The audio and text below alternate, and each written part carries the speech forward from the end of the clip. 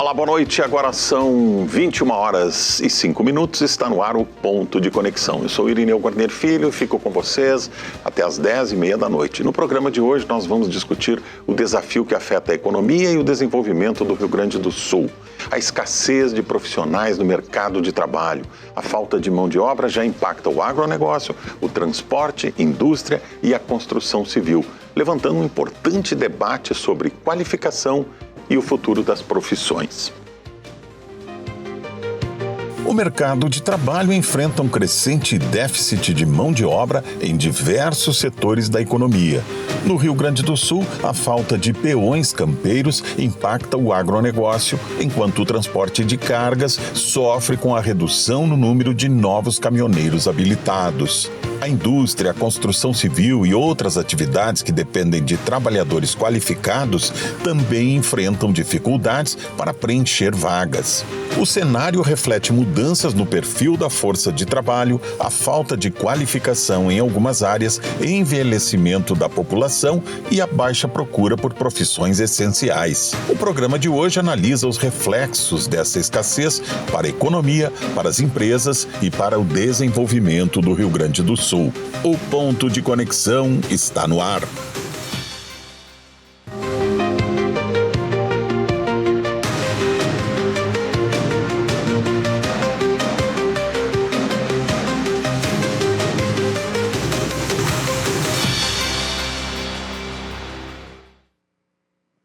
E antes de apresentar os convidados desta edição, eu lembro que você pode acompanhar a programação da Rede RS pela TV aberta no canal 55.1 e também pelo canal 511 da Claro TV. E ao vivo também no YouTube, acessando @canal Rede RS.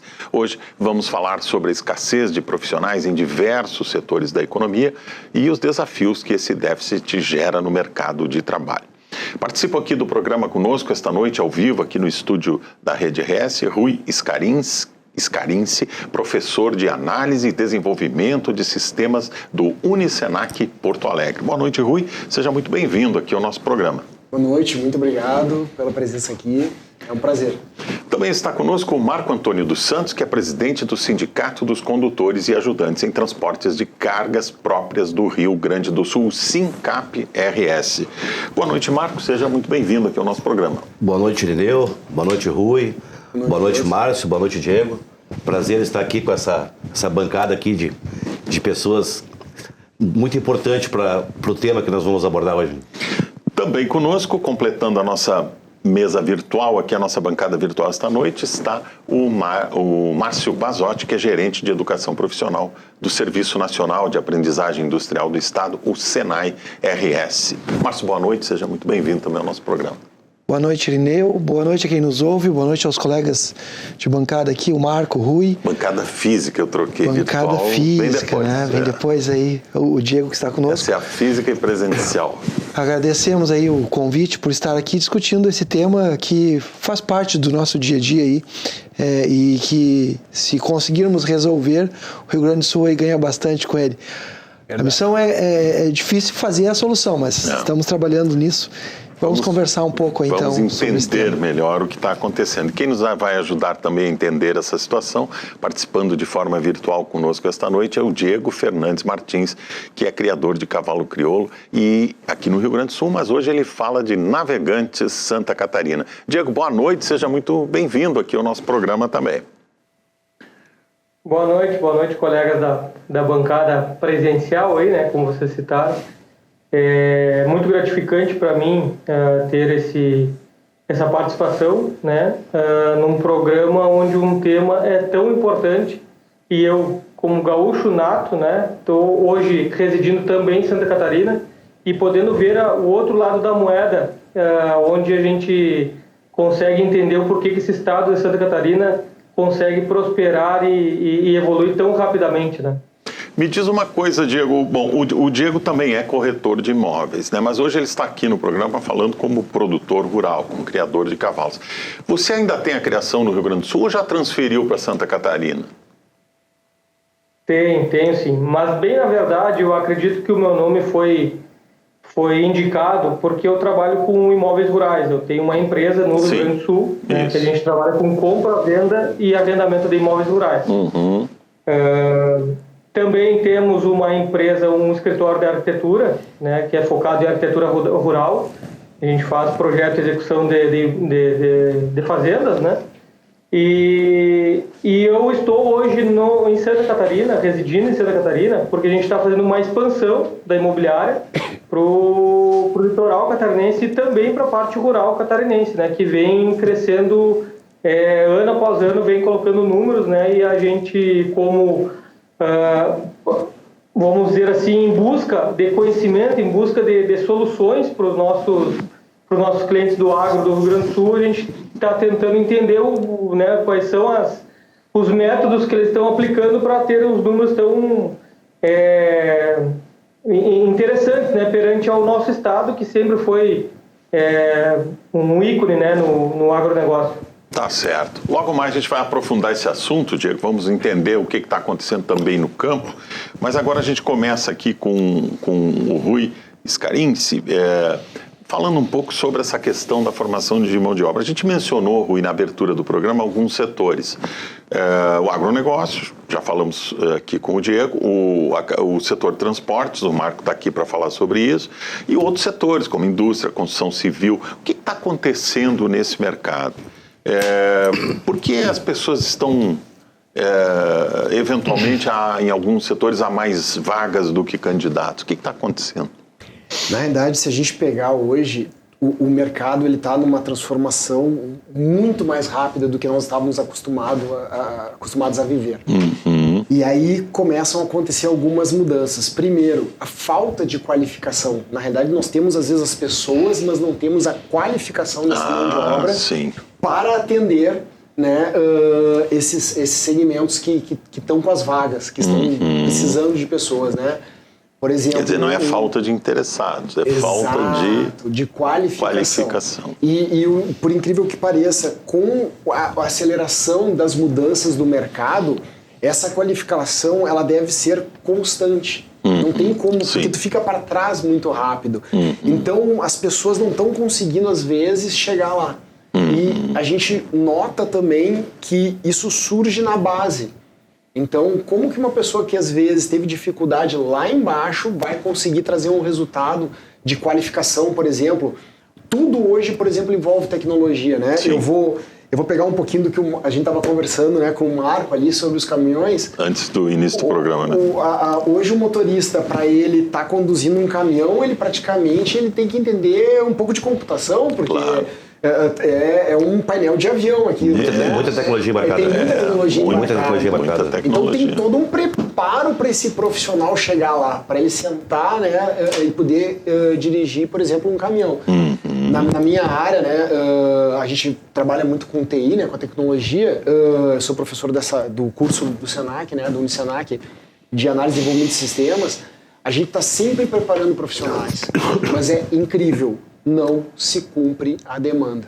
Não se cumpre a demanda. A gente não consegue. E aí, digamos assim, o vazio que existe aí, o abismo que existe aí, principalmente na área do, digamos assim, do letramento digital, essa é a parte que pega mais? Eu acho que todas as áreas começam a exigir maior especialização. Né? Eu acho que cada um de nós aqui vai falar um pouquinho das suas áreas. Elas estão exigindo essa especialização e essa qualificação. Sim. Claro, tem outros fatores que influenciam. Por exemplo, na área da tecnologia, e eu imagino que em outras áreas também, hoje tu tem profissionais que conseguem estar morando aqui, pegando o caso do Diego, que está lá em Santa Catarina, né? Mas o profissional está morando aqui, mas ele está trabalhando para uma empresa nos Estados Unidos, na Europa, né? E é difícil de concorrer, porque tu está concorrendo com dólar, 5 vezes mais pelo menos. Claro. Então ele deixa de fazer um trabalho para uma empresa brasileira ou gaúcha, local, para atender. Mas aí é questão de competição de valor. Realmente, ele recebe uma remuneração melhor. E ele continua aqui. E pode trabalhar online. Então, conheço várias pessoas. Diferenças assim, né? Conheço várias pessoas fazendo isso. Agora, Marco, no setor de transportes, principalmente cargas pesadas, a automação ainda não chegou como está chegando em outros setores. Graças a Deus não chegou. Ainda não vai chegar, mas não chegou. Acho que vai chegar um dia, né? A gente espera que demore bastante também, porque a gente precisa muito desses profissionais Eu digo graças a Deus que não chegou, mas para que dê tempo das nossas pessoas se prepararem. Se prepararem. Porque certamente, claro que... desculpa, eu te interrompi, mas... É isso mesmo, pode falar. Certamente, com a automação dos veículos independentes, eu não vou aqui arriscar dizer que a profissão do motorista vai sumir. Talvez ainda seja necessário para algum segmento mais próximo, mais longo, ou mais urbano, ou menos urbano, enfim. Ou não, né? Mas acredito que essa automação total, eu acho que não vai acontecer tão breve, vai demorar bastante, né? Até porque não é só pegar um caminhão autônomo e as vias, as estradas, claro, elas têm que estar preparadas. Toda uma infraestrutura. Toda uma infraestrutura. E eu vejo assim que, claro que a gente já tem experiência em outros países que estão bem mais adiantados do que nós, né? Mas eu vejo aqui no Brasil, assim,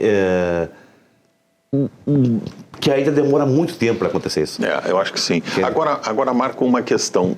A gente tem lido aí reportagens e tal, falando o seguinte: empresas de transporte dizendo o seguinte: olha, a gente está pagando aí um salário bom, nós estamos dando treinamento, estamos pagando a carteira, a habilitação toda nos padrões exigidos, a CNH profissional, e a gente não consegue, principalmente o pessoal mais jovem não quer dirigir um caminhão. Se fala até em salário de 10 mil reais. O que está acontecendo? Por que esse pessoal jovem não quer pegar o caminhão?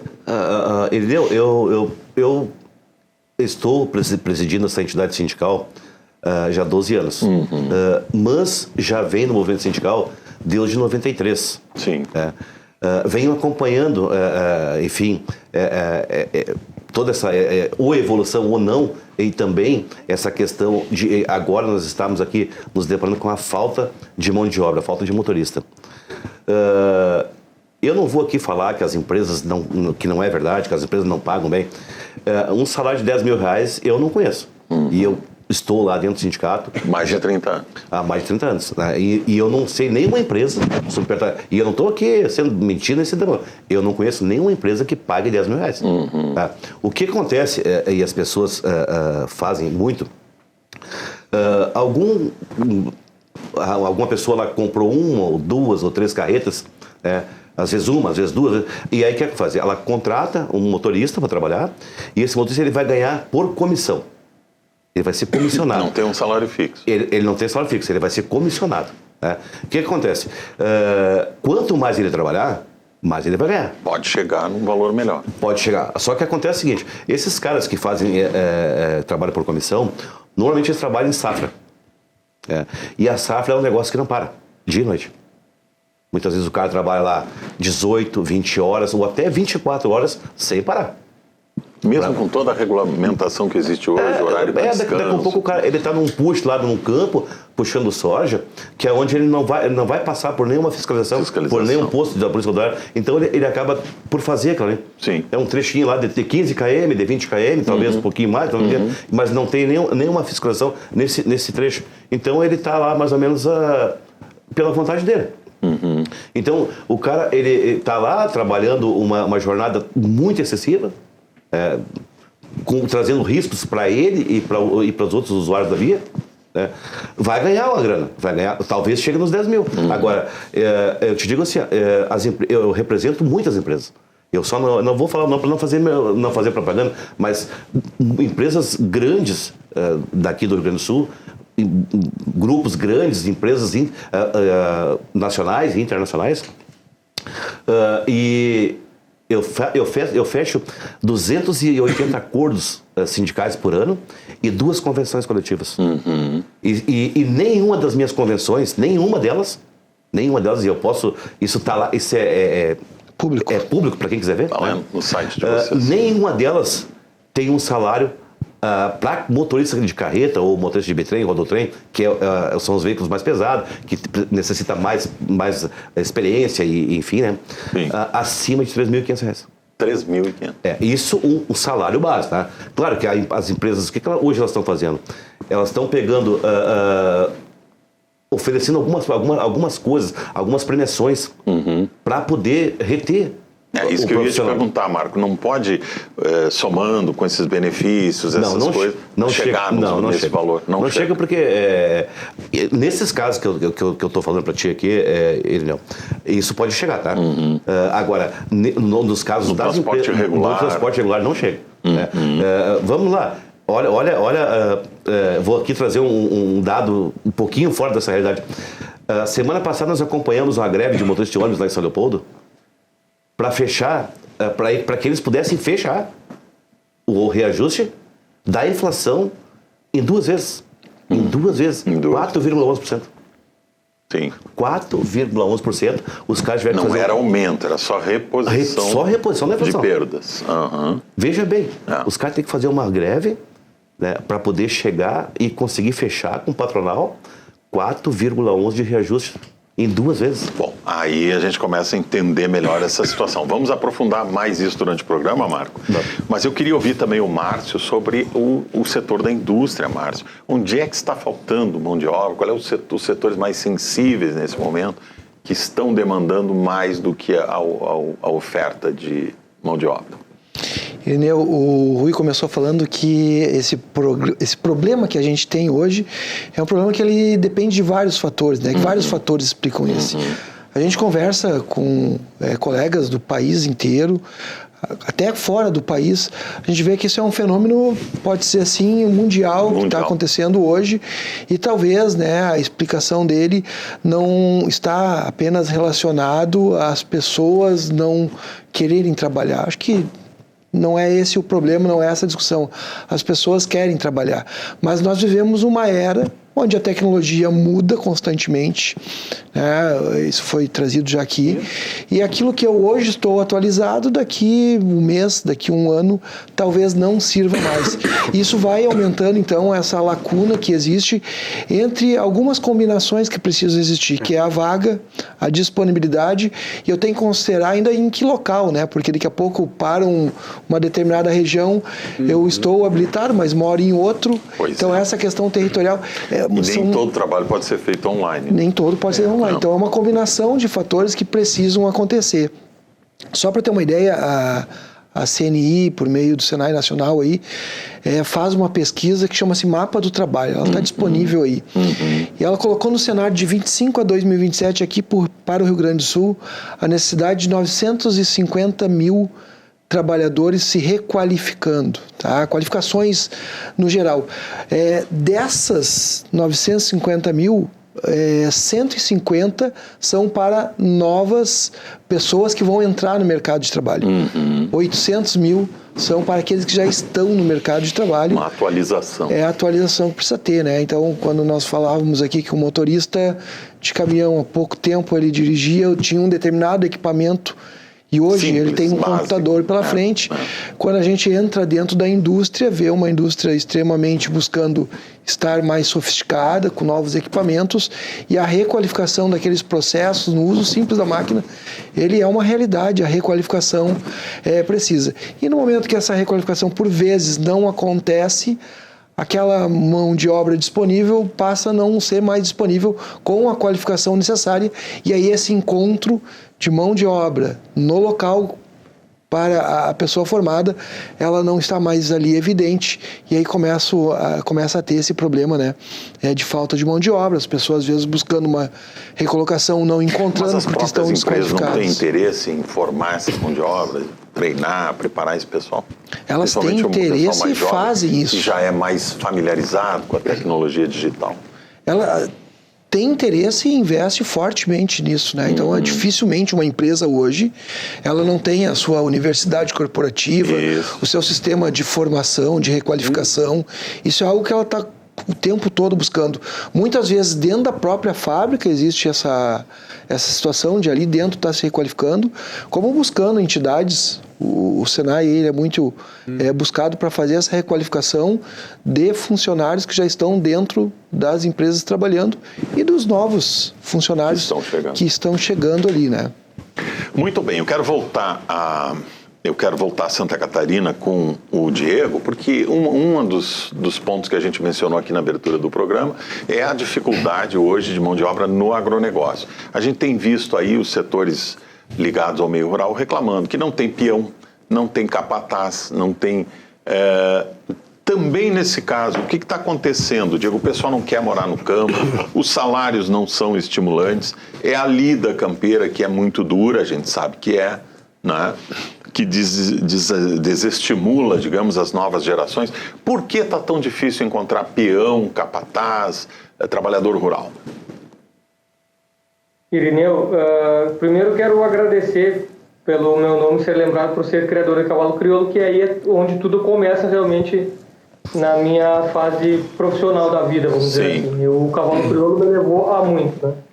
Mas eu quero deixar claro para vocês que eu tenho 17 anos de construção civil, né? Desde que eu estudei arquitetura, né? E a partir do momento que eu entrei na faculdade, eu comecei um estágio numa construtora, ou seja, desde o meu início profissional eu estou dentro da obra.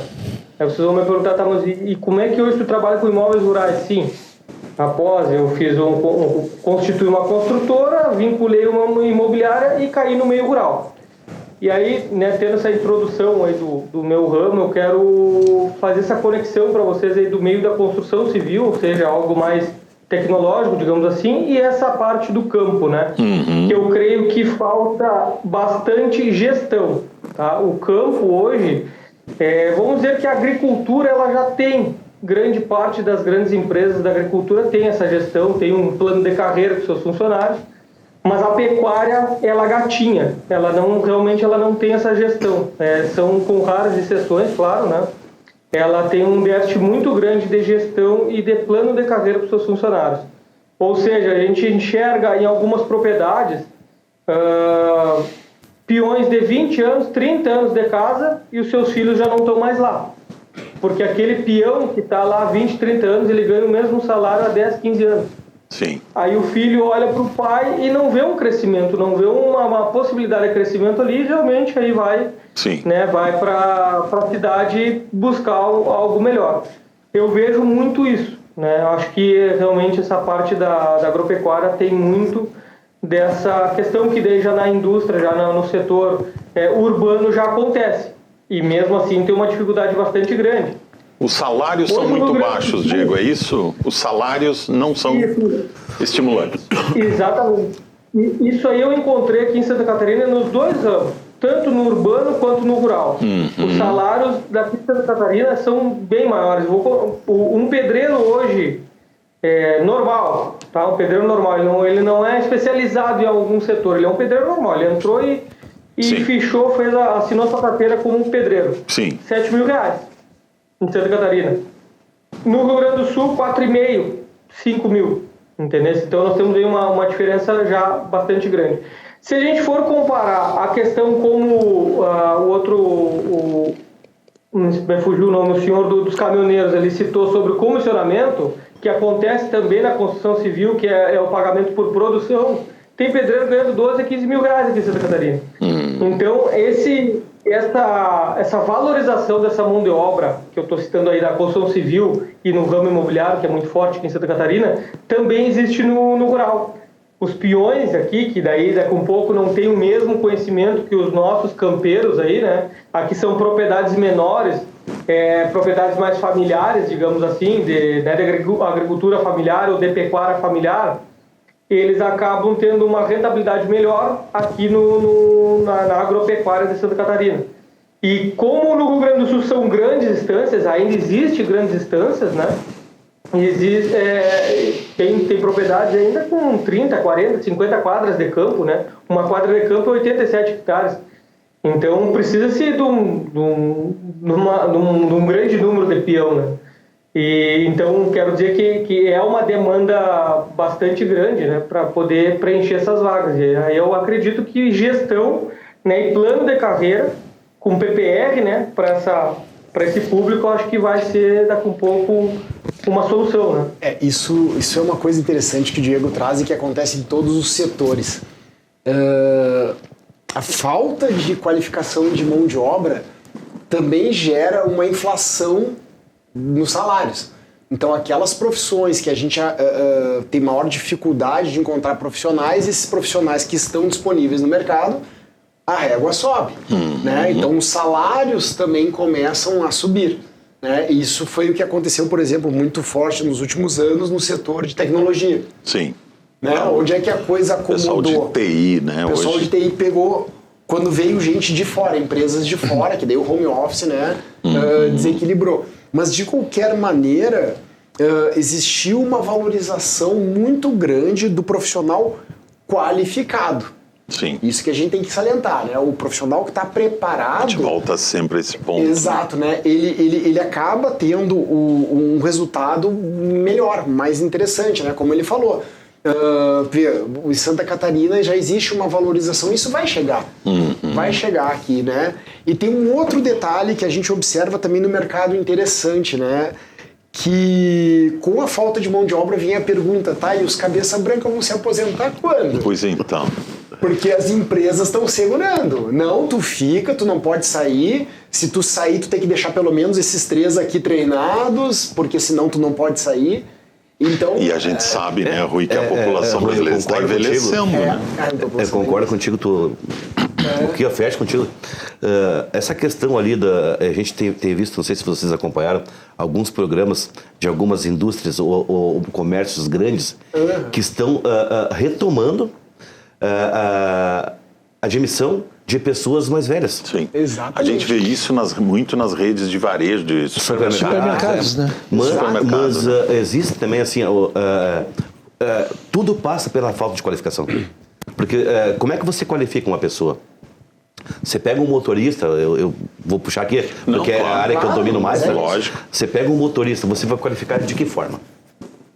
Como é que você faz para qualificar o motorista?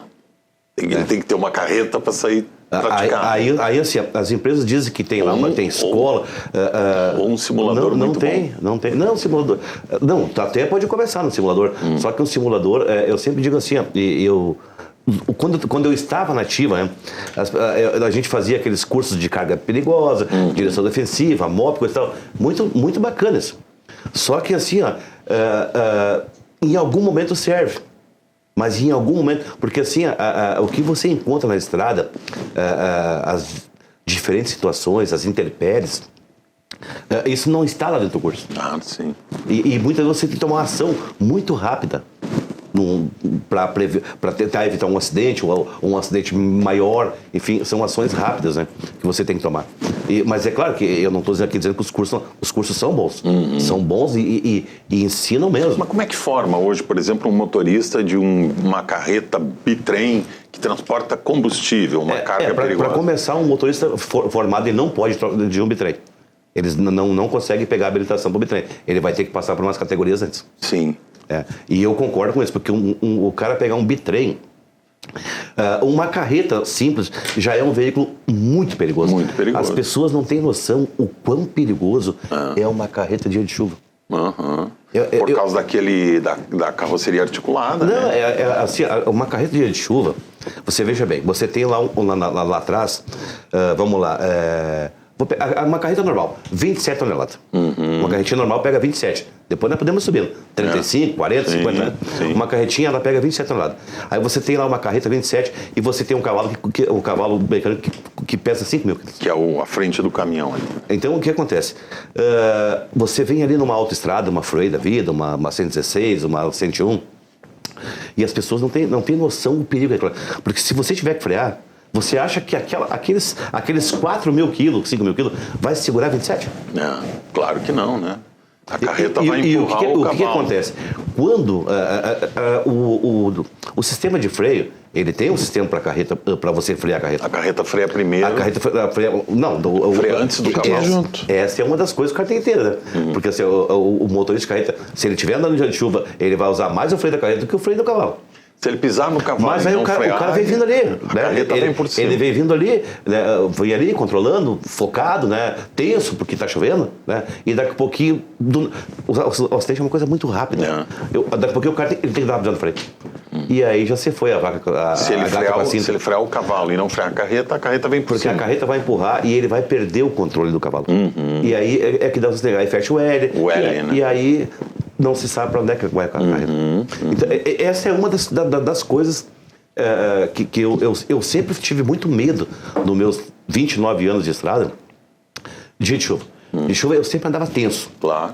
Porque assim, as pessoas... A gente dirigindo um carro na estrada já fica mais seguro, né? E até aqui, pegando aqui vou tirar agora um pouquinho com o Diego, lá em Santa Catarina. Santa Catarina sempre foi um lugar muito perigoso. Porque assim, ali você passava na 101, então as pessoas das cidades, dos municípios que cortam a BR, eles chegam e entram na pista do nada. Ah, sim. Do nada. Os chamados motoristas de sabe, de fim de você tá semana. vindo um pouquinho, quando vê, tá entrando. E aí você tem que frear. E aí você, 27 dia de chuva, um carrinho, freia um carro, dia de chuva, para ver se ele para. Não para. Claro. Aí você pega 20, e 27 toneladas, Estamos falando da carreta a mais leve. Da menor carreta. A menor, é a mais leve. Imagina uma com 70 Então, assim, mil quilos. preparar um motorista carreteiro não é uma coisa fácil. É difícil. Para você ter um cara preparado, sem dúvida. Tanto como é que eu vou dizer assim, emocionalmente, psicologicamente, para você pegar um cara e dizer assim, tu vai subir numa carreta com 70 toneladas e vai subir para São Paulo. Ou vai para o Mato Grosso, ou vai não sei para onde. Como tem carretas de linha que puxam aí, vamos lá, essas são mais tranquilas, mas puxam lá 200 toneladas, esses equipamentos pesados, né, que vão para... Especiais. Ah, sim. A 500 toneladas, 700 toneladas, claro que esses são os carros que andam leve, mas tem que ter você tem que estar preparado. É um trabalho extremamente especializado. Eu quero só concluir aqui, eu não quero tomar os espaços dos colegas. Fique à vontade, temos tempo. Eu tive conversando um tempo atrás com uma menina que é coordenadora do Senat lá em Pelotas. É uma pessoa maravilhosa, ela muito preocupada com essa questão, ela tomou essa dianteira lá na região sul, né? Ela conseguiu, com um empresário, um caminhão, uma carreta, carreta e cavalo, né? Que ele cedeu, e o Senat dá então, a aula teórica e o empresário dá a aula prática, né? Para formar. Mas é um trabalho tão devagar, é um trabalho tão minucioso que demora para formar. Essa era a minha dúvida, né? Onde é que você vai treinar um motorista de uma carreta? Não, Você não tem carretas disponíveis para uma autoescola que tem ali um carrinho, né? O que está faltando dos empresários é eles terem essa sensibilidade de dizer assim, nós precisamos ter uma escola para formar. Como se fosse... Eu participei, eu tive... Na minha última empresa que eu trabalhei lá durante 8 anos, foi antes de me licenciar para o sindicato. Eu não vou falar o nome, tá? Mas é uma empresa que formou... o dono da empresa, ele tinha essa dificuldade. Ele era um cara muito visionário. E eu admiro esse cara, até hoje eu admiro ele. Assim, quando encontro eu digo, olha, eu te admiro demais. E ele formava profissionais. Ele formou uma universidade para formar modelos carreteiros. Chamava-se CUC, ali na Fiergs. Foi inaugurado como se fosse uma universidade para formar médico, para formar dentista, advogado. O programa de formação era um negócio... Sabe quanto tempo levava para formar um carreteiro? 1 ano. Sim, imagino. O cara entrava na empresa, ele não adianta, ele ia passar 1 ano fazendo todos os passo a passo, até que o último passo dele era o quê? Depois que ele passava por todos os passos, nós tínhamos curso de espanhol, cara, para conhecer as regiões, viaja aí Mercosul. Viaja pelo Mercosul. Para poder se comunicar lá que nós fazíamos muito lugar argentino. Claro. Então veio um professor e ficou com nós lá primeiro nós fomos 10, chamava-se motorista multiplicador. E nós pegamos daqueles multiplicadores, nós multiplicamos 100, fizemos 100 motoristas. Só que aí, o que acontece? Tipo um time de futebol. Ele formava os caras, gastava uma grana violenta e vinha as empresas da volta e pegavam os caras formados. Ah, sim. Quando chegava, quando esse pessoal que nós formávamos lá chegava das empresas, eles não precisavam nem fazer teste. Eles entravam direto. Claro. Porque veio lá da empresa tal... Está preparado. Isso não deveria ser feito pelo Senai, pelo Senac? Isso é uma reclamação que muitos empresários acabam trazendo, né? De que eles preparam os profissionais e esses profissionais, quando estão prontos, eles acabam indo para o mercado por salários maiores, né? Mas a questão muitas vezes não tem saída. Tu tem que seguir fazendo isso e tu tem que ter um plano de carreira para fazer a retenção. Para reter. Para reter.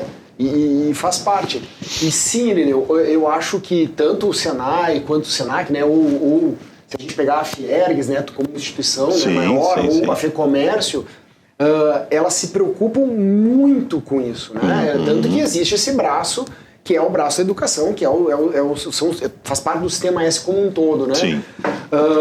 Agora, essa formação, ela não é uma formação fácil. Não, nossa.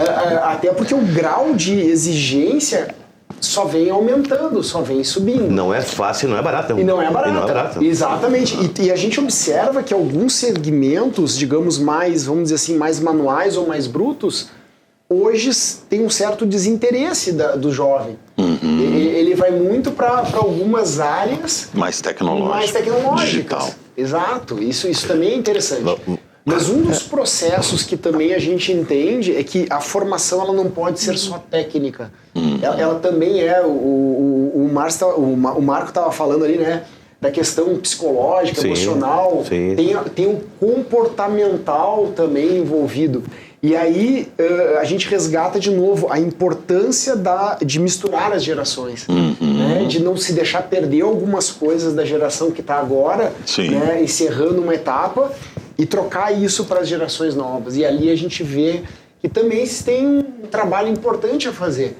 Aproveitar, fazer essa transição suavemente, claro, né? fazer esse trabalho. Agora são 21 horas e 41 minutos. Eu vou ter que pedir licença para vocês aqui, fazer uma breve interrupção aqui. Nós vamos fazer o nosso intervalinho aí de 3 minutos. Daqui a pouco a gente volta para continuar falando ainda sobre o déficit de mão de obra em setores essenciais da economia do Estado. O papo está muito bom e vai ficar melhor ainda. Fique com a gente, já voltamos.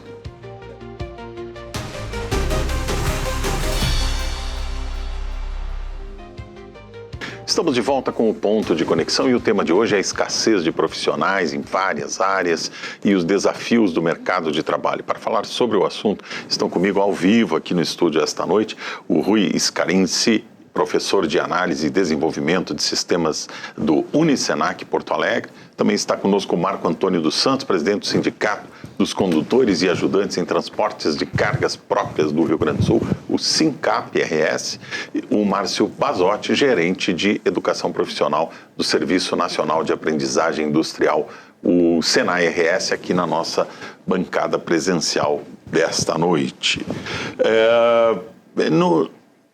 E também está conosco aqui, tem que lembrar que está de forma virtual, o Diego Fernandes Martins, que é criador de cavalo crioulo, também é corretor de imóveis, está falando com a gente de Navegantes Santa Catarina pela internet.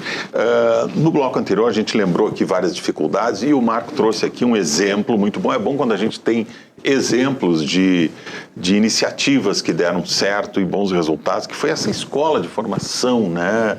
O Marco nos contava aqui no intervalo, tinha uma aula de geografia, tinha uma aula de línguas, enfim, o motorista viajava acompanhado por um instrutor, fazia 10 mil quilômetros, é isso, né? Ele tinha que fazer, o último estágio era fazer 10 mil quilômetros com o motorista já pronto, preparado, para, enfim, dividir com esse motorista locais, porque ele nunca, porque eram pessoas cruas, claro. Não eram pessoas preparadas, sim. Eram pessoas cruas. Inclusive foram 4 mulheres, né? Motoristas mulheres carreteiras que foram formadas. Hoje né? temos mulheres dirigindo caminhões, né? E o que foi feito dessa escola, Marco? A escola, ela deixou de existir porque é quase igual ao time de futebol. O time de futebol pega um garotinho lá na base, forma o gurizinho, aí vem alguém que tem mais dinheiro lá de fora e leva esse cara embora. Sim. E aí ele vai jogar futebol lá nos Estados Unidos, na Europa, coisa e tal. E ela foi diferente. Eu não sei, assim, eu não tinha essa informação de quanto se gastava, mas dá para ver que era muita grana. Investimento alto. Muito investimento. E aí o que acontece? Quando o cara estava preparado para ir, então, ele dar o retorno para a empresa, vinha as outras empresas de fora e ofereciam lá um pouquinho mais para o cara e levavam o cara preparado, o cara muito bem preparado. E aí o que acontece? O empresário que formou essa universidade chamada Cook, ele chegou a um ponto de dizer assim, para um pouquinho, eu não vou mais fazer. Sim. E dou razão para ele. É uma pena. E dou razão. Agora, eu acho que isso, o Irineu Diego, Márcio, Rui, isso eu vejo hoje o S do Senai, o S do Senac, são uns S muito fortes. E eles investem muito nisso. O Sescope aí formando... Investem muito. Eu fico admirado assim, com a estrutura do Senai, mas o nosso S, que é o Senac, que é o SES Senat, que é o S do transporte, ele não investe. E eu não quero que está cometendo um erro, mas ele não investe o que poderia investir. Talvez se explique um pouco por ele ser mais recente, né? O sistema S como um todo, assim são chamadas várias instituições, Senac, elas são dedicadas conforme a sua área de atuação. O Senac atua no comércio e serviço, o Senai na indústria, o Senat atua ali para o transporte, o Sescope nas cooperativas e assim outros sistemas. Por ser mais recente, talvez a capilaridade, a aplicação dele em todos os lugares a gente ainda não enxergue do mesmo tamanho que Senac e Senai já estão há mais tempo no mercado. Mas são sistemas, como tu falas aqui, que estão colocados à disposição do nosso país e são exemplos de instituições de formação profissional para o mundo. A gente recebe, tanto aqui a gente tem mais proximidade com o Senac e Senai acabam estando mais juntos, né? Principalmente os seus gestores trocando ideias, vendo como fazer.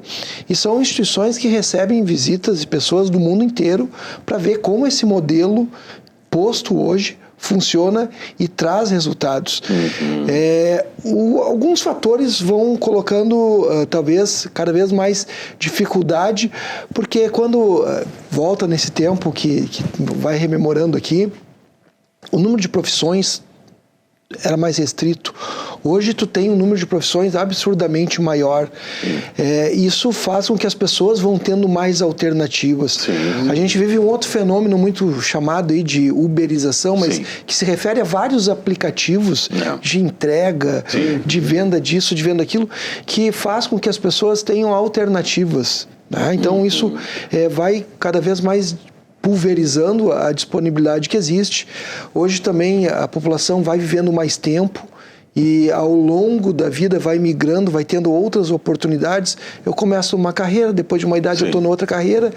Isso aqui é recomeçar Fizemos há pouco uma aqui um capacitação. programa sobre isso, Márcio, que são exatamente essas mudanças de profissão no meio da vida profissional. Às vezes, acima dos 50 anos, o pessoal resolve mudar de profissão e começa numa outra. Hoje, tem essa opção hoje, né? Hoje, quando a gente fala em aposentadoria, pode, né? Também pode. A aposentadoria, se nós for pegar um termo assim que o trabalhador sempre fala, se fala em 65 anos de idade. Então, até lá, tu vai ter que trabalhar muito aí. E talvez depois dos 65 também, continuar ainda. Depois também. Né? Então, são cenários diferentes que vão acontecendo e fazendo que as coisas não sejam mais como antigamente. Tu falas aqui da formação dentro das indústrias, né? Hoje, o Senai, no Rio Grande do Sul, nós estamos basicamente em 45 endereços diferentes, em escolas Senai. No estado do Rio Grande do Sul, falando, né? Quando a gente fala Brasil, aí o número é muito maior do que isso. Sim, claro. Mas nós temos escolas do Senai instaladas dentro de empresas. Essa formação que tu trouxeste aqui é uma aplicação real hoje. Então, grandes empresas médias aí, estão fazendo a sua escolinha de base dentro da própria empresa. Aliás, até algo que a gente considera como case de sucesso, porque esse aluno que está sendo formado pelo Senai dentro de uma indústria, ele ali já começa a viver a rotina daquela empresa, já começa a entender que ali é uma oportunidade para ele, e às vezes faz até a gente refletir, né? Será que o jovem não quer mesmo a indústria? Será que essa hipótese ela é verdadeira? Ou será que a indústria não foi apresentada? Será que o trabalho não foi apresentado a esse jovem? Quando a gente percebe, tá, que o mundo do trabalho é apresentado ao jovem, ele quer, ele talvez não teve uma oportunidade. Isso desmistifica um pouquinho, né? E eu particularmente entendo que não é bem assim essa ideia do jovem não quer o mundo. No momento que as coisas são apresentadas como uma bela oportunidade, e a indústria ela carregou por muito tempo uma ideia lá, um rótulo de ser um local sujo, difícil de trabalhar. Sim. E hoje, quando a gente vai visitar algumas empresas, e grande parte delas, tu vê um ambiente extremamente seguro, um ambiente limpo, tá? Um ambiente atrativo, tecnológico. Tem gente que vai lá, entender, eu tô brincando, né, num videogame, num cenário que ele realmente traz tecnologia embarcada ali. No momento que a gente leva esse acesso, a visão muda e ele passa eu acho que esse era um problema. A ideia que as pessoas tinham do ambiente de trabalho inóspito, hostil, insalubre, né? Hoje chega numa indústria e vê que tem as condições melhores. Culturalmente isso procede. O Márcio estava colocando aqui. E eu pego também a nossa experiência como motorista. Se você lembrar, o motorista de 20 anos atrás, o cara andava com a camisa por aqui, ó, barbudo, né? Que fazia força no queixo duro lá, como é que era? Com a barriga de fora, né, o umbigo de fora, porque a camisa não alcançava. E hoje você vê, assim, empresas, né? E eu tive o prazer de... Os caminhões também eram de trabalhar em uma empresa onde a gente usava gravata. Camisa branca e gravata. Pois é. Porque a gente era motorista de caminhão. É uma forma de valorizar o profissional. Então, assim, porque muitos anos atrás, a gente era meio de tudo. Tu era mecânico, tu era motorista, tu era borracheiro. Mas isso... A gente veio caminhando e veio crescendo, né? Hoje não, hoje ainda em algumas empresas, o motorista, eu sempre digo assim, que o motorista urbano, ele sempre vai ter que participar junto com o seu auxiliar, enfim, porque como ele é urbano, então ele não tem como o ajudante chegar ali, pegar uma mercadoria, subir no caminhão, pegar a mercadoria e levar no cliente, coisa e tal. Então ele vai ter que, o motorista vai auxiliar. O diferente do motorista de estrada. Sim. Que esse é o cara que sobe no caminhão, né, e vai daqui, né, para onde seja lá para for, para o outro estado, para um outro país, enfim, coisa e tal. Né? Então ele não tem acesso à carga. Isso. Ele encosta no transportador e alguém faz a descarga, faz a descarga, enfim, o iluminamento da carga, enfim, né? Isso também mudou bastante. Isso é bom. Tem mudado bastantes coisas boas. Claro. Só que eu ainda vejo assim, eu não estou aqui falando só... eu falo de motor de caminhão, mas falo do Brasil inteiro. O Brasil inteiro é mal remunerado. Sim. Você vai achar assim, em qualquer segmento, em qualquer função, eu acho que nós somos mal remunerados. Mas, enfim, isso, eu sei lá quando é que começou, eu acho que eu nem existia, que isso já vem nessa tocada. Mas aí também acho que entra uma situação assim de país como um todo, né? Quando você olha pelo lado do empresário, ele te entrega R$1.000, mas custou para ele 2, 3, 4 mil reais às vezes. Claro, Marcelo. Então é toda uma pressão para cima do empresário, que ele precisa manter a empresa funcionando, a responsabilidade, o risco todo que ele assume. E isso nem sempre, às vezes, a gente resolve de uma forma tão simples. Então, o nosso país, eu me lembro que uma vez eu fui para Ouro Preto, lá em Minas Gerais, e o pessoal, um guia lá começou a fazer uma visita, e aí eles vão contando aquelas histórias que a gente vai se encantando com eles, né? Mas ele trouxe uma frasezinha que é algo que a gente ouve bastante. Aqui parava o pessoal de Portugal e levava o ouro, e o pessoal dizia, lá vai 1/5 para os infernos, né? Que daí saiu o termo 1/5 dos infernos, mas ali 20% do que se produzia tinha que dar para o Estado. Quando a gente olha a carga tributária que tem hoje, ele fica pesado. Então fica pesado para o empresário que paga, fica pesado para o trabalhador que recebe aquele valor, e aí vai no mercado, se olhar lá a nota fiscal, quanto que ele está deixando. Então acho que é uma conjuntura toda de país que precisa ser repensada. E por isso que eu digo para você, Márcio, não é de agora. Isso é de muitos anos atrás. E eu não critico nem culpo os empresários. Porque hoje eu tenho consciência. Se tu me perguntasse há 25, 30 anos atrás, eu ia dizer para ti que tu estava viajando. Mas hoje eu tenho consciência o que é um empreendedor. O que é empreender nesse país. É uma aventura. É uma aventura. Agora, o Márcio levantou uma questão muito importante, que é essa da plataformização, né, da uberização. Muita gente abandonando empregos formais, com carteira assinada, CLT e tal, para dirigir um carro de aplicativo, para fazer entrega, para Isso não é hoje um fator digamos assim, que afasta a mão de obra do emprego formal, essa coisa das pessoas achar que como empreendedor vão ganhar muito mais? Eu acho que a pergunta passa exatamente pelo que tu colocou, Irene. Por que o profissional larga uma profissão, às vezes formado, Isso. ele tendo a formação, a gente vê advogado, engenheiro, tudo que é Exatamente, exatamente. E ele vai, por exemplo, curso superior. Curso superior, né? Por que ele vai, ele tendo curso superior, ele vai para o Uber, né? O que está acontecendo ali? Por quê? Que a gente tem que se questionar, né? E eu vou dizer, eu já conversei com vários e eu trago sempre essa questão. Por que tu resolveu? E tem várias respostas, algumas surpreendentes também. Mas uma das coisas passa por a desvalorização da minha profissão. Eles entendem que o mercado, por exemplo, estava saturado. Então, assim, nós temos dentro do mercado segmentos onde nós temos uma falta de mão de obra qualificada, vou insistir nessa palavra porque eu acho que ela é importante, como nós temos segmentos que acabaram ficando à margem disso e tem realmente muitos profissionais, entre aspas, sobrando, disponíveis no mercado. Saturado, né? O mercado. Saturados.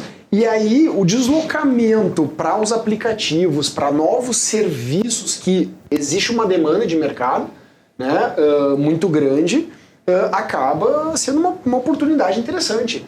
Eu até vou resgatar uma conversa que a gente estava tendo, né, da questão do motorista, né, e a gente estava conversando sobre a questão do caminhão, mas principalmente dos carros autônomos, da tecnologia.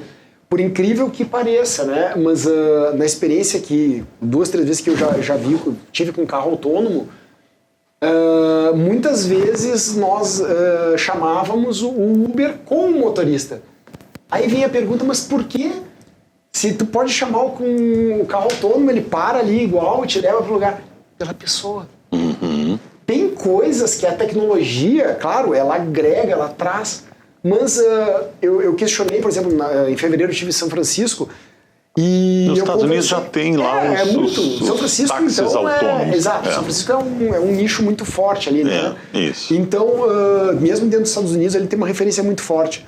E eu conversei com 2 motoristas de Uber, ele disse, as pessoas gostam. Porque, por exemplo, eu, como turista, né? Eles falam sobre a cidade, eles dão dicas, eles agregam. Claro. Coisa que se tu tá ali sem um motorista, tu não recebe essa informação. O carro não vai fazer isso contigo. Exato. E tem aquela conversa, às vezes, boa, tu sabe? Então, vê que o próprio motorista, ele também está se qualificando. Claro. Né, de forma comportamental, para ser cordial, para ter boa educação, sabe? Então, tem mudanças que estão acontecendo. E aí, resgatando um pouquinho também... E aí convivem bem o motorista e o carro autônomo convivem bem? Exatamente essa pergunta. Eu disse, tá, mas então assim... Não estão em extinção. Tu tem uma dor, né? Quando tu vê um veículo autônomo, ele disse, não, eu acho que tem mercado para todo mundo. Aquela pessoa que quer entrar no veículo e às vezes não falar com ninguém e chegar no... Só quer ir para o destino. Talvez seja, naquele momento, seja aquele ali o melhor produto ou serviço. Sim. Por outro lado, quem quer conversar, quer uma viagem mais agradável, talvez... Às vezes alguém de fora da cidade quer, né? Até conhecer um pouco melhor. É quase um psicólogo. É quase um psicólogo. Mas É que na verdade tudo gira em torno de pessoas, né? Se não tiver pessoas, não existe nada... Eu nunca fui, mas você deve ouvir todo tipo de assunto, todo tipo enfim, a pessoa se abrir, enfim, né? Quando tu... automático, você está conversando, daqui a pouquinho, se é Os motoristas de Uber, eles sempre dizem pra gente que o meu trabalho aqui dá para escrever um livro. E eles realmente sabem muitas histórias, né? Eles ouvem muitas histórias. Que disseram, eu faço Uber porque eu gosto. Eu peguei um empresário, ele produz e vende perfume num Uber. E eu perguntei, tá, mas por que tu tá fazendo Uber se tu tem uma empresa? Inclusive, ele me deu o folder, ele me deu uma amostra do perfume muito bom, inclusive. Sim. Eu perguntei, tá, mas e por que tu tá fazendo Uber? Porque eu gosto, me diverte. Da conversa. Da relação. Ele faz isso de noite. Sim. Vê que interessante, né? Tem o outro lado da moeda. No começo que o Marcos falava, né, que o motorista lá se ganha 10 mil reais, segundo, que é aquele que trabalha várias horas por dia, né? E às vezes as pessoas vão pro Uber com essa sensação de que lá vão fazer o seu próprio salário, que tem a dificuldade. E eu uso bastante também esses aplicativos para andar por aí. E normalmente pergunto quantas horas eles trabalham por dia, né? Muitas horas. É difícil que trabalha menos de 12 horas por dia. Muitas horas. Mas talvez ele tenha uma sensação, e aí eu de novo levo aqui para o lado de a gente rediscutir o país. Quando a gente vai para dentro do emprego formal, tem a questão da CLT que engessa. Jornada, intrajornada, horário de entrada, horário de saída, tolerância. E ali ele tem a sensação de que ele é livre. Que ali ele faz o seu liberdade. o seu O horário que ele faça, eu Agora, coordeno nisso, né? Depreciativa às vezes para muitos jovens. Os jovens começaram a entender que a CLT não é uma coisa boa. Tem muitos jovens que dizem assim, não, mas tu é CLT. Então, tipo assim, é uma coisa que eles não querem. Acomodado. Não, eles não querem. Eles entendem que aquilo é uma prisão, que aquilo amarra. Eu acho que ela é arcaica, de 1943. É arcaica. Eu queria chamar aqui para conversa o Diego, que está lá. Diego não fala. Diego, tu pode falar, Diego. Diego, pode nos interromper aqui, Diego. Entra na conversa quando quiser. Tá aí quietinho aí em Navegantes. Diego, no caso da atividade rural, claro que são condições completamente diferentes e tal, mas vocês têm também aí, né, nessa área, e nós temos o Senar, por exemplo, né, que também é do Sistema S, né, e dá formação para tratoristas, para peões, enfim. Na agricultura, como você disse, a gente vê hoje muitos profissionais, inclusive bem remunerados, operando essas máquinas extremamente sofisticadas, tanto quanto os caminhões, né, Marco? Até mais em alguns casos. Até mais. Porque operam muitos equipamentos sofisticados, colheitadeiras, plantadeiras, tratores. Tem que ser muito, como é que eu vou dizer assim, certa, né? Precisa, né? Porque se imagina errar um corte. Exatamente. E aí a gente vê muitos profissionais formados pelo Senar, né? Mas já no caso da pecuária parece que já não tem muitos cursos, ou tem? Não, existe sim, existe um fomento também para que você faça esses cursos, mas é preciso colocar em observação que todas as discussões que nós tivemos aí sobre as empresas urbanas, vamos dizer assim, a empresa rural, ela ainda não é uma empresa. E aí é que eu toco nesse ponto, eles precisam pensar, né, a pecuária, vamos dizer assim. Isso. Né? A agricultura, como não se vê ela como realmente uma empresa, é mais avançada. Embora sim, né, a gente vem de 5 anos de frustrações de safras, né, e isso aí mexeu bastante com a economia do agro. Sim. Mas falando na questão ainda dessa profissionalização, né, a gente nota que não existe uma empresa. E as propriedades que já entenderam que elas precisam ser uma empresa rural, elas já estão realmente à frente das outras, né? Eu acredito que o escalonamento ele ainda é lento, mas existe sim já esse profissional, essa questão de gestão, essa questão empresarial dentro do rural. Agora, esse é o maior desafio. Eu acredito que esse é um grande desafio. E aí, a partir do momento que tu tem uma gestão, tu tem essa questão que o Rui citaste ali da retenção do funcionário, e aí tu tem ali um gerente que ele vai tentar treinar aquela mão de obra. Porque se tu não fomentar essa retenção dessa mão de obra, se tu não treinar essa mão de obra pronta, tu não vai pegar. Né? Pronta no rural, estão se aposentando ou já morreram. Precisa se treinar, precisa se fazer esses funcionários, né? Os peões campeiros, né? Porque a pecuária, ela precisa empregar a mesma tecnologia que a agricultura já emprega. Mas mesmo assim a pecuária, com toda uma tecnologia que já existe no mercado, bem poucas propriedades acesso a essa tecnologia, mas já existe, mesmo com toda a tecnologia, digamos, elas vão precisar dos peões. Elas vão precisar dessa mão de obra primária. Claro. Não tem como botar um robô para fazer isso, né? Não tem como botar um robô para fazer isso, né, Diego? Exatamente. Ainda não. Então, existe um desafio muito grande para fazer com que o rural se transforme numa empresa e posterior, né, as propriedades que já se tornaram empresa, fazer esse escalonamento, fazer esse planejamento, né, daqui um pouco, um plano de carreira com essa mão de obra lá, porque existe muitas pessoas. Esses dias eu estava olhando, voltando no Cavalo Crioulo, nós estávamos com uma feira em Palermo, na Argentina, agora final de semana que passou. Sim. E existiu um meme na internet onde citava assim, a juventude não quer mais folclore. Cara, e a arquibancada dos argentinos lá em Palermo, em Buenos Aires, cheio de jovens, né, assistindo aquilo ali que realmente, vamos dizer, seriam para adultos, vamos dizer, né? Não, mas os jovens estão... E aqui também no Rio Grande do Sul, propriamente no Cavalo Crioulo, e até mesmo no agro, a gente vê muitos jovens. E a BCC mesmo, ela tem essas festas de peão, né? Um setor, né? A BCC, a Associação Brasileira de Criadores de Cavalo Crioulo, ela tem um setor de jovens, né? Ou seja, ali fomenta muito gestores, líderes e até mesmo, né, essa mão de obra que hoje o Cavalo Crioulo movimenta no Brasil 5 bilhões de reais, né? É uma economia bem pujante. E 90% dessa economia está situada no Rio Grande do Sul, né? Então, levando um pouquinho dos números do cavalo aí também para vocês. Sem dúvida. Ô Diego, desculpa, você falou aí e eu fiquei aqui pensativo, que tivemos 5 anos ruins na agricultura, isso? Se você, nós tivemos 3 anos de seca. Se você puder dividir com nós, eu gostaria de... E mais um ano de seca, né? Tivemos 4 anos, né? Foram safras frustradas, né? Nos últimos 5 anos, né? Não, são 5 frustrações. São 3 secas, e uma enchente e mais um ano de seca. Isso. É uma carga pesada aí. Sim, agora vocês acham... Até conseguir retomar a engrenagem... A Farsul fez um cálculo aí que o Estado perdeu nesses últimos 5 anos. Farsul, Federação da Agricultura do Estado do Rio Grande do Sul, disse o seguinte, que o Estado do Rio Grande do Sul perdeu nessas 5 safras frustradas cerca de 300 bilhões de reais. É muito dinheiro que deixou de entrar na economia gaúcha. Nenhum Estado brasileiro passou por isso nos últimos 5 anos. E ainda tivemos aí várias enchentes, né? A pandemia pegou todo mundo, mas nós tivemos aqui ainda as enchentes, né?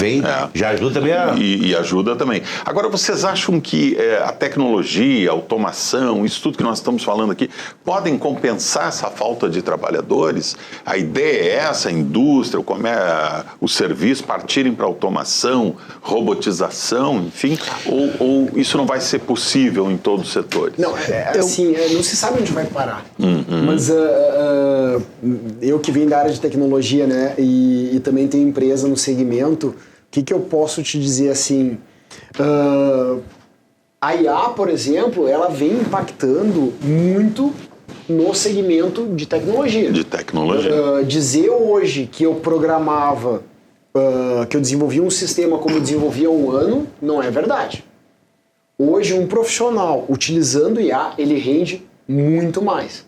Isso nos ajuda, principalmente o pequeno empresário. Sim. Porque o grande, ele tem ainda a questão do dinheiro para poder realmente pagar profissionais. Sim. Né? E o pequeno que está ali né, com menos potencial de investimento, ele acaba se valendo de algumas ferramentas. E sim, a tecnologia ela tende a ajudar.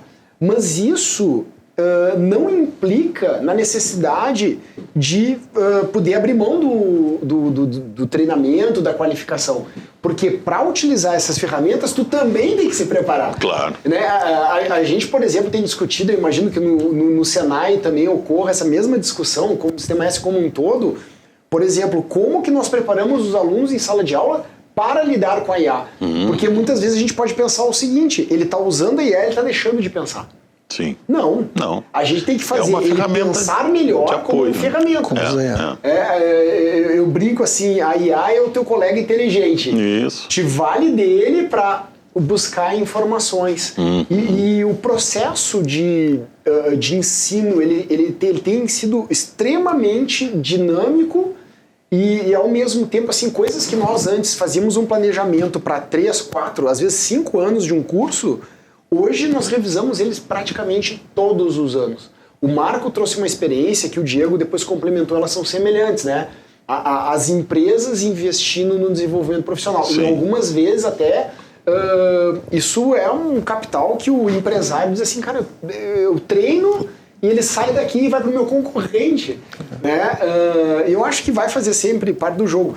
Mas quando a gente olha tanto, né, o Senac, o Senar, como o Senai, esse é um perfil que a gente está ocupando espaço, né?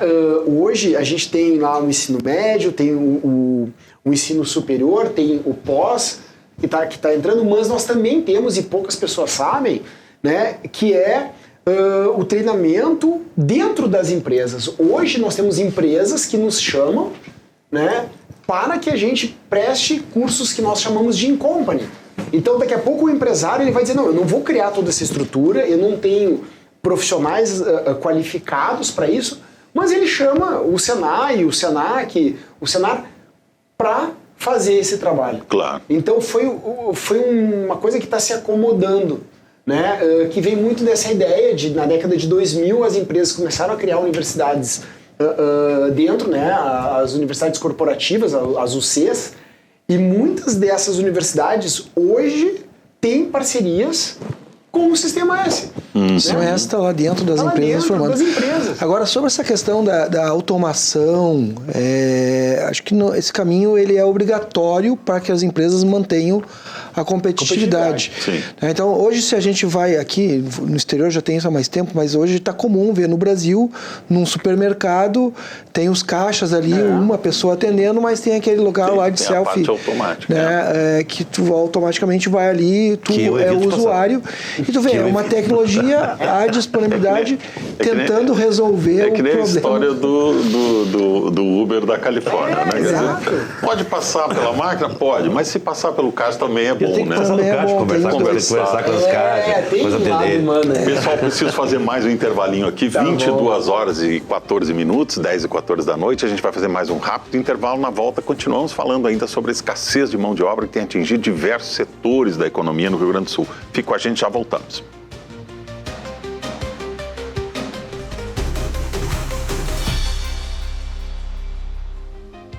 Muito bem, estamos de volta com o Ponto de Conexão e seguimos falando aqui sobre o nosso tema de hoje, que é a falta de mão de obra e os impactos para a economia no estado. Mão de obra em vários setores, no setor de transportes de cargas, no setor da indústria, comércio, nós temos a construção civil também se queixando disso, enfim, vários segmentos e também no campo agronegócio, demandando aí profissionais e com escassez de profissionais. Nós falamos bastante aqui no primeiro bloco, principalmente sobre salários. Vocês acham que o aumento do salário por si só resolveria o problema? É suficiente para atrair novos profissionais? Só salário resolve esse impasse aí sobre o qual nós estamos conversando?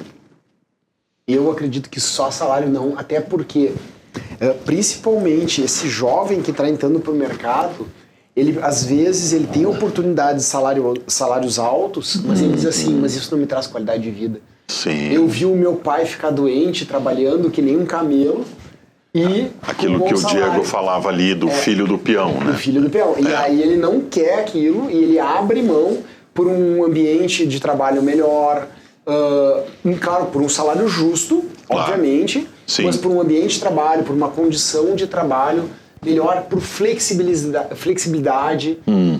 Isso também é uma coisa que está muito em voga e que bate de frente, como, né, o Marco estava falando, né, da CLT, ela ser muito antiga, ela não é tão adaptada para essa nova realidade que a gente está vivendo.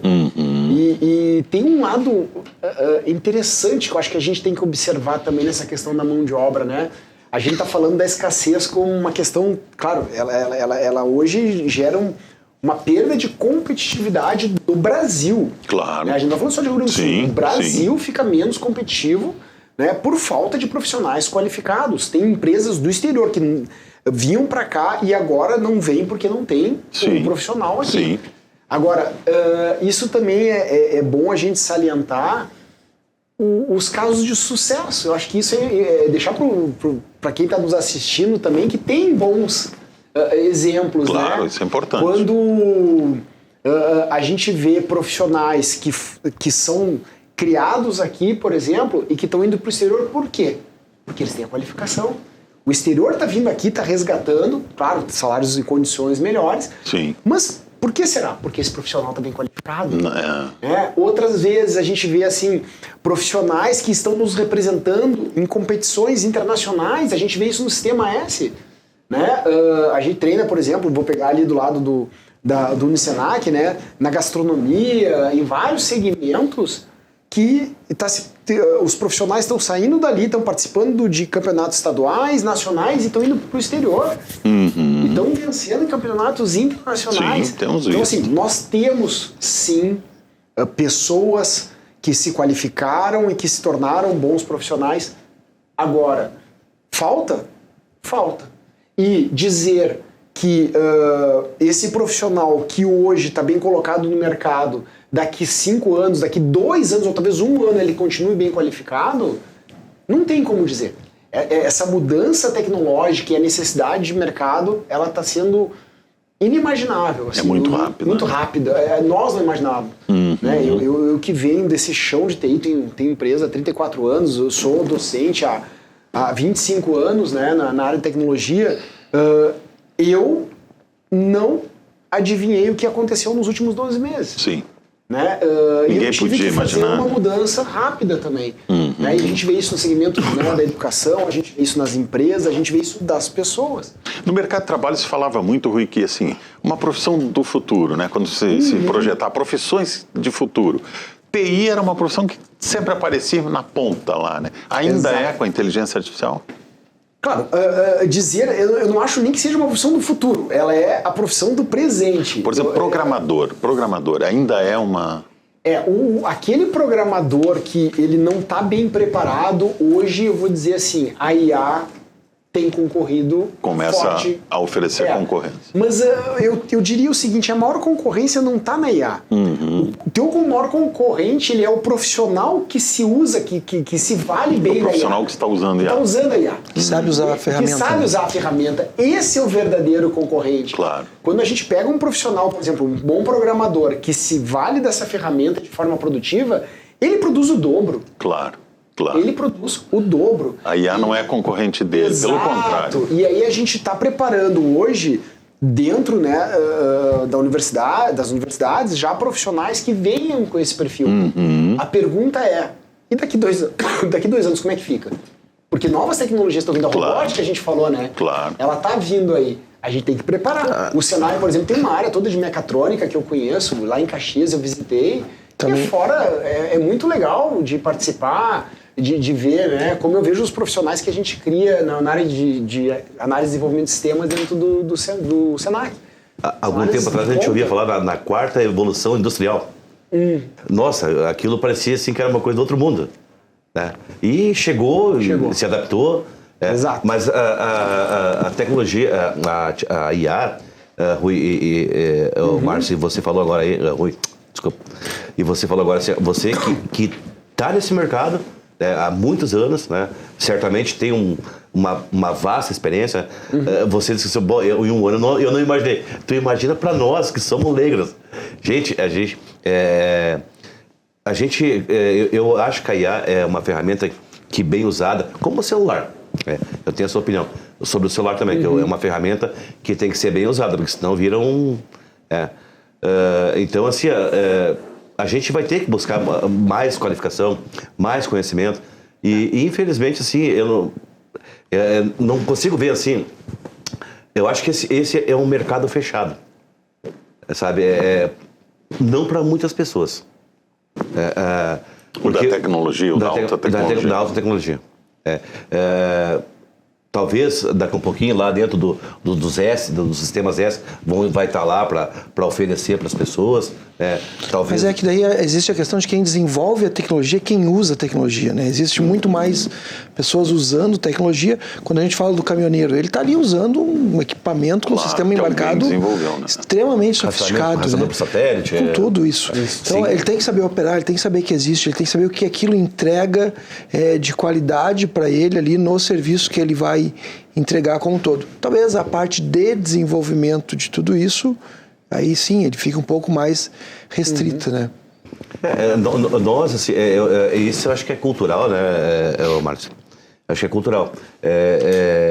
A gente... Como eu disse assim, eu vim daquele tempo que tu usava a camisa que batia aquele meia barriga de fora. E essa tecnologia... E o motorista do caminhão tinha que ser halterofilista, não, forte. E azul e dá pra plantar o pé de couro embaixo. A direção era mecânica. Agora tudo é leve, hidráulico. As coisas mudaram, graças a Deus. Sofisticado. Mas existe, assim, uma parte da população que tem medo da tecnologia. Até por não saber usá-la. Claro. E o desconhecido nos causa medo. Exatamente. Tudo aquilo que é desconhecido, O desconhecido nos causa medo. Causa desconforto. Porque, e aí, culturalmente, assim, o desconhecido nos causa medo. Uma geração para trás, vou pegar aqui os velhinhos de 60 anos, que é o meu caso, 60, 65. 60 anos é jovem hoje. A gente como é que eu vou dizer assim, e vocês devem ter acompanhado isso, a gente muitas vezes, a gente não podia, tinha que deixar os estudos para ir trabalhar. Sim. Tinha que fazer uma opção, né? Era uma opção. Então, assim, nós que estamos chegando nessa geração agora, claro que depois algumas pessoas foram buscar estudar, ou pelo menos se qualificar um pouco, estudar um pouco, né? Enfim, né? Mas a gente ainda nos causa, assim, eu fico olhando essa IA. É claro que eu até porque o meu trabalho ele me exige um pouquinho mais de conhecimento, mas sei muito pouco. E depois eu quero pegar o teu contato para te mostrar. A importância das instituições de ensino, e eu vou dizer mais, não é só a importância, a responsabilidade e o compromisso das instituições de ensino nesse mercado que está nessa velocidade é enorme. Porque a gente tem esse papel como instituição de estar ali fomentando e ajudando as pessoas a transformarem esse medo em um negócio, em uma situação positiva. E quando a gente consegue, pode ter certeza, é muito gratificante. Enquanto o papel ali de um professor, de alguém que está abrindo caminhos, isso é muito, muito bom. E mais importante, não adianta mais aquela teoria. E aí é um papel e um diferencial importante do Sistema S como um todo, né? O Sistema S ele tem muito desse trazer para a prática, né? Do fazer. Aprender a fazer fazendo, né? E isso é um diferencial que, principalmente nessas novas tecnologias, tem sido fundamental. Não adianta, por exemplo, que nem o Diego falou, eu vou pegar um peão e vou criar dentro de uma sala de aula sentado na cadeirinha. Não vai funcionar. Não vai. Ele tem que ter a lida do campo, ele vai para lá, ele tem que ter a prática. Mesma coisa o motorista, como falou o Marcos, tem que ir para a estrada, fazer 10 mil quilômetros para poder ter a sua habilitação. Bom, nós estamos chegando aqui já no segmento final, aqui na parte final do programa. Eu queria muito agradecer aqui a participação do Rui, do Marco, do Márcio e do Diego, que está lá em Santa Catarina, gaúcho, está lá em Santa Catarina, criador de cavalo crioulo, nos trouxeram aqui todos os nossos convidados uma série de informações e dados para a gente refletir sobre isso, pensar sobre isso, porque realmente esse mercado de trabalho está passando por uma transformação enorme, muito veloz nos últimos anos, muitas certezas estão caindo, as pessoas achavam que pegavam um canudo, se formava num curso superior e estava garantido para o resto da vida. Não é mais assim. A gente vê pessoas já com anos de carreira consolidada, mudando também de profissão, começando numa nova profissão. Então, assim, vivemos num mundo bastante instável, em transformação, e precisamos nos preparar para enfrentar essa situação, principalmente os jovens que estão chegando aí ao mercado. Existem muitas oportunidades, muitas possibilidades, mas como frisou o Rui aqui desde o início, qualificação é a palavra-chave e é muito importante para poder acessar esses mercados e os bons empregos e salários melhores também, porque também é importante que sejam bem remunerados. O ponto de conexão de hoje vai ficando por aqui. Eu agradeço a presença dos nossos convidados, também dos nossos telespectadores que estiveram aqui conosco. Lembro que estamos na TV aberta, no canal 55.1 e no canal 511 da Claro TV. E lembro também que você pode acompanhar o programa ao vivo no YouTube, acessando @canal Rede RS. Uma boa noite para todos. A gente se vê amanhã.